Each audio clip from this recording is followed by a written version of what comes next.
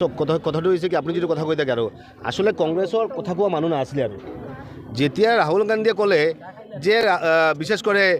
হেমন্ত বিশ্ব শৰ্মা অৰ্থাৎ আমাৰ মুখ্যমন্ত্ৰীৰ কৰাপশনেৰ কথাখিনি ক'ব লাগে কোনে নকয় আৰু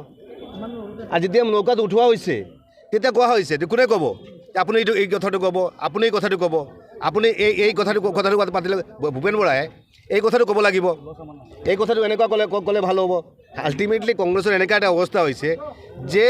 কথাখিনি ভালকৈ উপস্থাপন কৰা আৰু যেতিয়া আমি উপস্থাপন কৰোঁ তেতিয়া পিছপিনে মানুহ নাথাকে এইটো কাৰণে যেতিয়া আমি কংগ্ৰেছ লৈ আছিলোঁ যেনেকুৱা আমাক শিকাই দিয়া হৈছে আমি এইবোৰ কথা কৈছোঁ কিন্তু দেখিছোঁ আল্টিমেটলি দেখিছোঁ যে এই কথা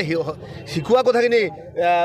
কথাবিলাক পাতিলে নহ'ব নহয় আমি ডিৰেক্টলি মুখ্যমন্ত্রীকে আমি সাপোর্ট করেছি আমি পিছ দুয়ারে সাপোর্ট করিনি এখন রাত্রে গিয়ে যারা মুখ্যমন্ত্রীর সঙ্গে যারা কথা বলেন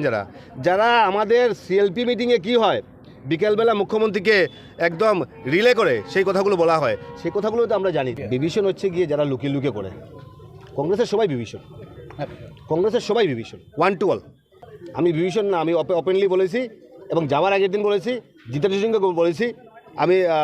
সবাইকে বলে দিয়েছি যে আপনাদের সঙ্গে আমার কাজ করা আর সম্ভব না বিজেপি জয়েন কৰিম এইটো মই অস্বীকাৰ কৰা নাই মই ওপেনলি কৈ দিছোঁ আৰু জয়েন কৰিম কাৰণ মই পিছত কথা নকৰোঁ আপোনালোকে হয়তো ভাবিব যে মই পিছে কথা কওঁ মই পিছে কথা কোৱা মানুহ নহয় মই ওপেনলি কথা কোৱা মানুহ মই বিজেপি জয়েন কৰিম টেকনিকেল কিছুমান কথা আছে ডিউ টাইমত আপোনালোকে জনাই দিম বাৰু বাইক ইলেকশ্যন কৰিম কি কথা আছে আৰু